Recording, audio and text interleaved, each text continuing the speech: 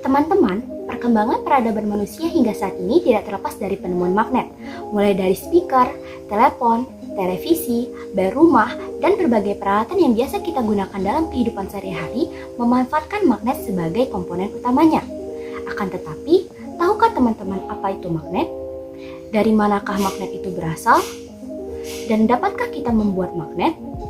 Untuk menjawab semua permasalahan tersebut, yuk simak videonya sampai selesai. Assalamualaikum warahmatullahi wabarakatuh. Tabi pun, perkenalkan nama saya Jihan Adil Salma. Apa kabar teman-teman semua? Semoga kita semua selalu dalam keadaan sehat dan bersemangat.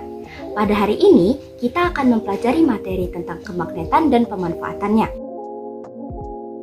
Nah, sebelum kita mulai belajar, alangkah baiknya kita berdoa terlebih dahulu. Berdoa dimulai.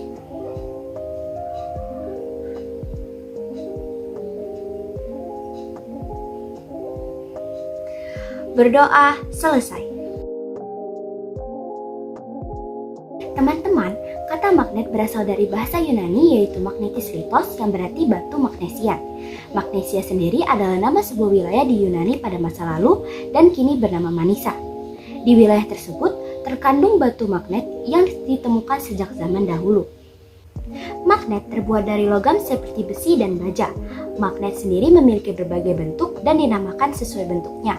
Contohnya adalah magnet U dan magnet batang. Nah, teman-teman, magnet itu selalu memiliki dua kutub, yaitu kutub utara dan kutub selatan.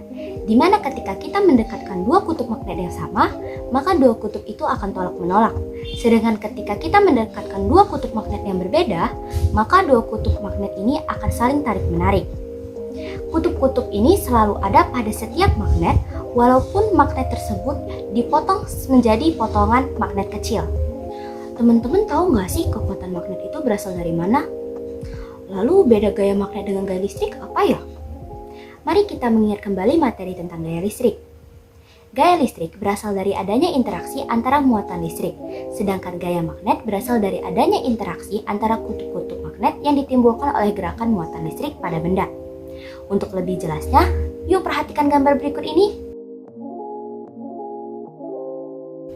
Pada gambar pertama, kutub utara dan kutub selatan partikel elementer magnet pada benda tersebut tersebar secara acak, sehingga benda tidak memiliki sifat magnet. Pada beberapa jenis logam tertentu seperti besi dan baja, sejumlah magnet elementer apabila diinduksi dapat disusun berbaris pada arah tertentu, sehingga benda bersifat sebagai magnet, seperti pada gambar kedua. Teman-teman, benda di sekitar kita dapat dibedakan menjadi dua berdasarkan sifat kemagnetan dan sifat interaksi bahan terhadap magnet. Yuk kita bahas satu persatu. Berdasarkan sifat kemagnetan, benda diklasifikasikan menjadi dua kelompok, yaitu magnetik dan non-magnetik.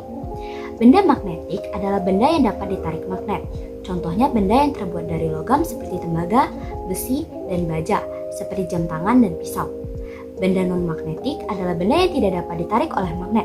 Contohnya adalah benda yang berasal dari bahan plastik, kain, kayu, dan gabus seperti kain lap, balon, ranting pohon, dan galon air.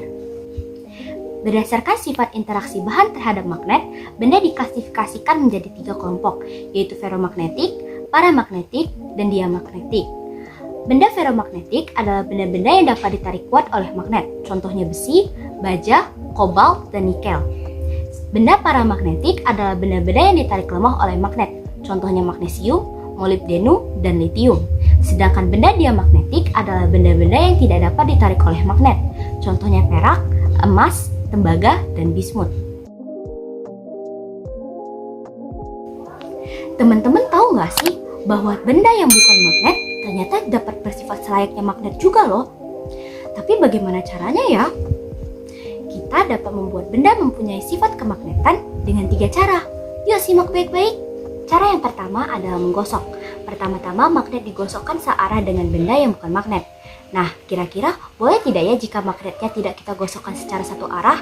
Jawabannya tidak boleh ya, karena tujuan pembuatan magnet dengan cara digosok adalah agar magnet elementer yang terdapat pada benda letaknya menjadi teratur dan searah, sehingga benda akan memiliki sifat magnet, yang mana ujung benda memiliki kutub yang berlawanan dengan kutub magnet yang digunakan untuk menggosok. Selanjutnya adalah pembuatan magnet dengan cara induksi. Caranya adalah dengan mendekatkan benda yang bukan magnet dengan magnet. Saat didekatkan, benda akan terpengaruh atau terinduksi magnet yang menyebabkan magnet elementer pada benda teratur dan mengarah ke satu arah. Kemudian benda akan menjadi magnet dan dapat menarik paku yang berada di dekatnya.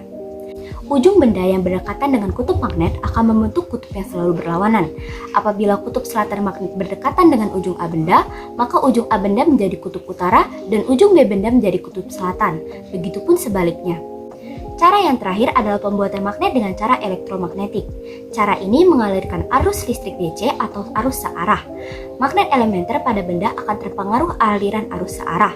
Hal ini menyebabkan magnet elementer letaknya teratur dan mengarah ke satu arah pada besi atau baja. Contoh penerapan elektromagnetik dalam kehidupan sehari-hari adalah bel listrik sederhana, saklar, dan telepon kabel. Kalau kita bisa membuat suatu benda memiliki sifat kemagnetan, berarti sifat kemagnetan itu juga bisa kita hilangkan. Teman-teman tahu nggak caranya? Kalau belum tahu, simak baik-baik ya. Sebuah magnet akan hilang sifat kemagnetannya jika magnet tersebut dipanaskan, dipukul, dijatuhkan, dan dialiri arus listrik AC atau arus bolak-balik. Teman-teman ada yang tahu nggak medan magnet itu apa?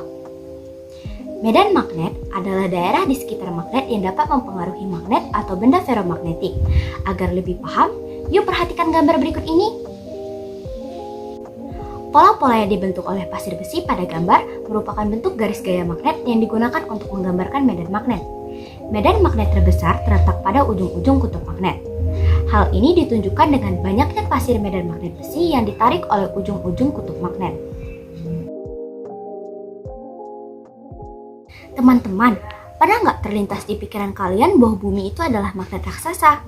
Iya, bumi adalah magnet raksasa. Sebagai magnet raksasa, bumi memiliki kutub magnet, yaitu kutub utara magnet dan kutub selatan magnet. Kutub utara magnet bumi berada di sekitar kutub selatan bumi, sedangkan kutub selatan magnet bumi berada di sekitar kutub utara bumi. Ketidaktepatan kutub utara dan kutub selatan magnet bumi ini disebut dengan deklinasi. Selain adanya ketidaktepatan penunjukan arah kutub utara dan kutub selatan magnet bumi, ternyata medan magnet bumi juga membentuk sudut dengan horizontal permukaan bumi, atau yang disebut dengan sudut inklinasi. Medan magnet bumi sangat penting bagi kehidupan di bumi. Medan magnet bumi berfungsi untuk melindungi penduduk bumi dari radiasi kosmik yang dapat membahayakan kesehatan. Adanya medan magnet bumi, partikel listrik tidak dapat masuk ke seluruh permukaan bumi, tetapi akan tertarik menuju ke kutub-kutub magnet bumi. Saat menabrak atmosfer bumi, partikel listrik tersebut terionisasi dan membentuk plasma lemah. Tampilan indah cahaya plasma inilah yang kemudian dikenal sebagai aurora. Konsep induksi magnet berawal dari tidak terkendalinya putaran jarum kompas yang ada di kapal laut saat petir menyambar. Nah teman-teman, kata Hans Christian Ørsted pada 1820, arus listrik itu dapat menimbulkan medan magnet loh. Tapi bagaimana ya caranya? Caranya adalah dengan mengamati pergerakan jarum kompas saat diletakkan di dekat kabel yang dialiri arus listrik. Percobaan ini kemudian dikenal dengan percobaan Ørsted. Kutub-kutub magnet yang terbentuk dapat ditentukan dengan kaidah tangan kanan, di mana ibu jari menunjukkan kutub utara dan 4 jari lainnya menunjukkan arah arus listrik. Sedangkan untuk menentukan arah medan magnet, ibu jari menunjukkan arus listrik dan 4 jari lainnya menunjukkan arah medan magnet. Jadi jangan lupa ya, arus listrik ditunjukkan oleh 4 jari pada kutub magnet, sedangkan pada medan magnet, arah arus listrik ditunjukkan oleh ibu jari. Teman-teman tahu tidak kenapa jarum kompas dapat bergerak ketika arus listrik mengalir pada kabel? Kira-kira gaya apa ya yang membuat jarum kompas itu bisa bergerak? Ternyata jarum kompas dapat bergerak karena dipengaruhi oleh gaya Lorentz loh. Gaya Lorentz adalah gaya yang timbul akibat adanya arus listrik dalam suatu medan magnet. Semakin besar arus listrik, gaya Lorentz yang dihasilkan akan semakin besar pula. Semakin besar medan magnet, gaya Lorentz yang dihasilkan semakin besar. Begitu pula dengan panjang kawat berarus. Semakin panjang kawat berarus yang ada dalam medan magnet, gaya Lorentz yang dihasilkan juga semakin besar. Untuk arah arus dan arah medan magnet saling tegak lurus. Secara matematis, besarnya gaya Lorentz dituliskan sebagai berikut. Gaya Lorentz dinyatakan dalam rumus F sama dengan B dikali I dikali L. Dengan F adalah gaya Lorentz dalam satuan Newton, B adalah medan magnet dalam satuan Tesla, I adalah kuat arus listrik dalam satuan ampere, dan L adalah panjang kawat berarus yang masuk ke dalam medan magnet dalam satuan meter. Penentuan arah gaya Lorentz dapat dilakukan dengan menggunakan kaidah tangan kanan. Perhatikan gambar berikut. Pada gambar terlihat bahwa ibu jari menunjukkan arah arus listrik, jari telunjuk menunjukkan arah medan magnet, dan jari tengah menunjukkan arah gaya Lorentz. Contoh pengaplikasian gaya Lorentz dapat kita lihat pada motor listrik. Kita sudah mendiskusikan tentang beberapa fenomena yang berkaitan dengan listrik dan magnet. Misal, di sekitar kawat berarus listrik terjadi medan magnet atau induksi magnetik. Pembahasan lebih lanjut tentang elektromagnetik dilakukan dengan membahas konsep perubahan medan magnet dapat menghasilkan listrik yang disebut induksi elektromagnetik. Menurut Faraday, listrik dapat dihasilkan dengan cara menggerakkan magnet batang keluar masuk kumparan. Temuan ini diterapkan pada generator listrik yang mengubah energi gerak menjadi energi listrik. Contoh alat yang menggunakan prinsip kerja induksi elektromagnetik adalah generator, dinamo AC dan DC, serta transformator. Nah, kita akan membahas lebih dalam mengenai transformator. Berdasarkan penggunaannya, transformator dibagi menjadi dua jenis, yaitu transformator step down dan transformator step up. Transformator step down berfungsi untuk menurunkan tegangan listrik, sedangkan transformator step up berfungsi untuk menaikkan tegangan listrik. Besar kecilnya tegangan keluaran yang dihasilkan transformator sangat dipengaruhi oleh jumlah lilitan pada kumparan primer dan sekunder. Jika jumlah lilitan primernya lebih banyak daripada jumlah lilitan sekunder, maka tegangan pada kumparan sekunder juga akan lebih kecil daripada tegangan pada kumparan primer, dan transformator tersebut disebut transformator step down. Namun jika jumlah lilitan primernya lebih sedikit daripada jumlah lilitan sekunder, maka tegangan pada kumparan sekunder akan lebih besar daripada tegangan pada kumparan primer, dan transformator tersebut disebut transformator step up. Pada transformator ideal, energi listrik yang masuk ke dalam kumparan primer akan dipindahkan seluruhnya ke dalam kumparan sekunder. Hal ini mengakibatkan besar efisiensi transformator menjadi 100% atau secara matematis dituliskan sebagai berikut. Besar efisiensi transformator dinyatakan dalam rumus W primer sama dengan W sekunder yang sama dengan V primer dikali I primer dikali T sama dengan V sekunder dikali I sekunder dikali T, di mana V primer per V sekunder sama dengan I sekunder per I primer, maka I sekunder per I primer sama dengan V primer per V sekunder sama dengan N primer per N sekunder. Dengan W primer sama dengan energi primer dengan satuan Joule, W sekunder sama dengan energi sekunder dalam satuan Joule, I primer sama dengan arus primer dalam satuan ampere, I sekunder adalah arus sekunder dalam satuan ampere, N primer sama dengan lilitan primer, N sekunder sama dengan lilitan sekunder, V primer sama dengan tegangan primer dalam satuan volt, V sekunder adalah tegangan sekunder dalam satuan volt. Pada kenyataannya, tidak pernah dapat dibuat transformator dengan efisiensi sebesar 100% atau ideal, karena biasanya sebagian energi listrik yang masuk ke dalam kumparan primer akan diubah menjadi kalor.